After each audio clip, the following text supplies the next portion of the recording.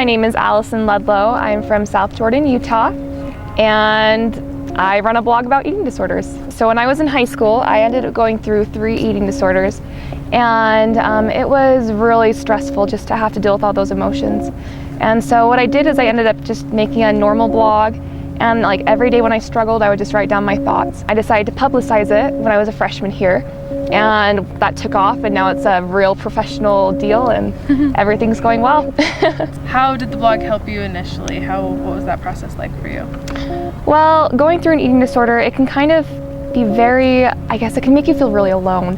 And so being able to write out my thoughts and just feel validated, by myself, it really helped me just feel like I would be okay if I could just write down the thoughts and move on past that. Was it scary for you to publish when you decided to publish your blog?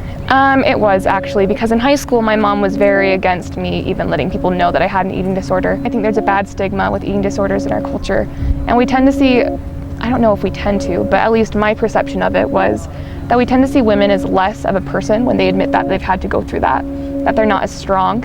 But in reality, we're strong because we're trying to overcome it. So it was scary at first, but I am so glad that I did it. Will you describe the 3 eating disorders that you went through? Yeah. So my first eating disorder started from a diet that I learned about in middle school during my health class. And I call it anorexia because it was basically that, but it was restrictive eating. And what I did is I only let myself eat about 1,000 calories a day. And I lost about, 40 pounds in 2 months, which is really unhealthy, I realize now. And my life was miserable. And then after that, I started being bullied by some friends at school. And the stress was just too much, and I turned to food to, be my drug of choice to help me overcome my depression. And that quickly turned into a binge eating disorder because I had been so restrictive that when I finally let myself eat, I kind of went a little crazy. And I just ate uncontrollably for sessions of time after school or when I was upset. And then I ended up gaining 60 pounds in about 2 months, which is more than I ended up losing in the first place. And then towards the end of that eating disorder, I started to become bulimic. And I didn't lose any weight from it, but I would throw up my food out of stress and because it just hurt to have that much food inside of me. For a while, I saw myself as a victim and that it was my problem and something that I internalized. And as I realized and allowed myself to talk more about it more openly and extend it to everyone else around me, I realized that I wasn't alone and that when you do that, you're able to help more people. What ultimately was the turning point for you? I'm done. These eating disorders aren't going to control my life. Dr. Michael Spigarelli in Salt Lake City saved my life. He is an eating disorder specialist, and he just basically taught me to love myself, and he helped me overcome what I was going through, and he helped me retrain my body to eat normally. And in all honesty, I credit my life and everything I am right now to him.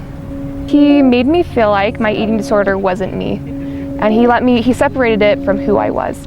And he basically explained that an eating disorder is like a mental illness. And we don't see it that way usually, but it is. It's something that you have to sometimes use medication to overcome. I had to take antidepressants. But he just helped me realize that I'm more than that and that an eating disorder is a disease. It's not a fault in the person who has one. What advice would you give to women here at BYU or anywhere struggling with the same problems, the same disorder? Don't be ashamed of going through an eating disorder. I think at BYU we have this weird concept of perfectionism that we've kind of taken from the gospel and added into our health. And it's not right and it's not good. We don't have to look perfect to be perfect. That's not what Christ expects of us. He just wants us to be perfectly kind and perfectly obedient. We don't have to look perfect to be the best church members or our best selves. We just have to be good and we have to love ourselves. How's your perception of the gospel changed as your perception of yourself has changed? I realized that my eating disorder wasn't a sin, and that the only reason that I was able to overcome it was because I asked my Savior for help, and that the atonement helped me and it enabled me to overcome it and to love myself and to see myself as God sees me. And I think that's probably the biggest thing that I realized is that I was harder on myself than God was on me. He just wanted to help me. So my blog is called Living Life to My Fullest. And I came up with that title during my binge eating disorder because back then I was literally living life to my fullest because I ate uncontrollably. But the URL is blog.livinglifetomyfullest.com. And I have a Facebook page and I have a store where I sell t-shirts that have mottos on them and promote body positivity too.